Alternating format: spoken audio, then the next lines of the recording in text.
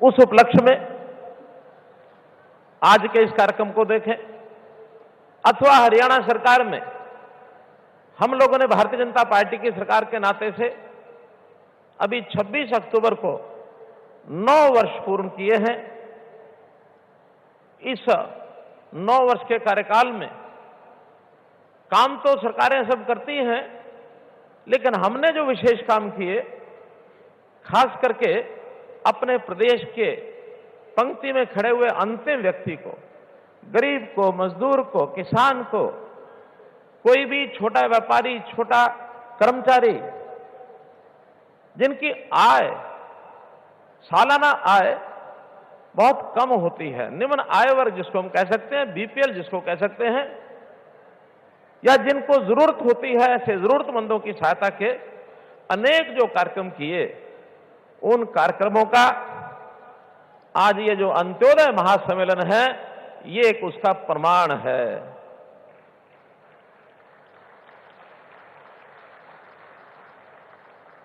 आज हमारे बुलावे पर इस महासम्मेलन में आदरणीय गृह मंत्री जी ने हमें समय दिया, आप पधारे।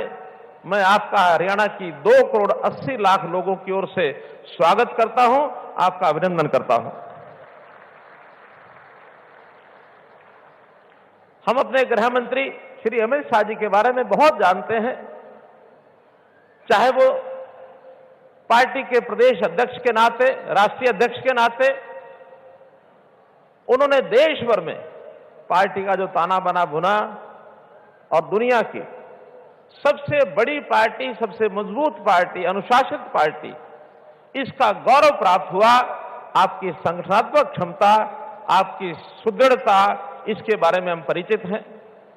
और चाहे आप गृह मंत्री बनने के बाद जिस प्रकार के साहसी निडरता के साथ जो फैसले लिए, खास करके प्रधानमंत्री जी ने और आपने धारा 370 को हटाने का, धारा 335A को निरस्त करने का जो काम किया है, वास्तव में सरदार वल्लभ भाई पटेल जी, उनकी याद आती है। संयोग से अभी 2 दिन पहले सरदार वल्लभ भाई पटेल जी की भी जयंती हमने मनाई।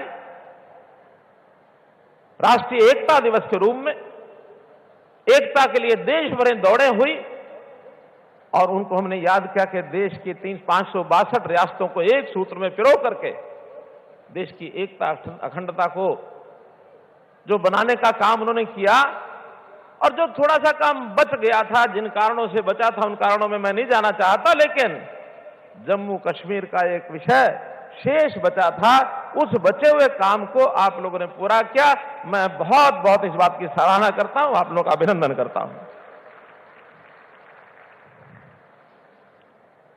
आज से 9 वर्ष पूर्व हम पूर्व की सरकारों को देखें, उस समय जिस प्रकार का एक माहौल था, उस माहौल में एक निराशा का वातावरण था, एक अवसाद का वातावरण था।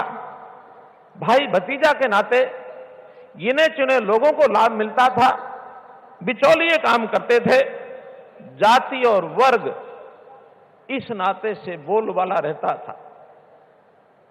लेकिन आज हम लोगों ने वो सारी चीजें पलटी हैं। देखा जाए तो आज भी वो बाज नहीं आ रहे उन बातों से। जातिगत पॉलिटिक्स आज भी करते हैं। अभी हमने देखा होगा उप मुख्यमंत्रियों का शोषा सब पार्टियों ने छोड़ रखा है। हम आएंगे, इतने उप मुख्यमंत्री बनाएंगे, इस जाति में से बनाएंगे, हम आएंगे, इस जाति में से बनाएंगे। भाई बने, जातियों का खेल इस देश की जो एक बहुत बड़ी आस्था हमारी लोकतंत्र में है, उस लोकतंत्री आस्था को बिगाड़ा है।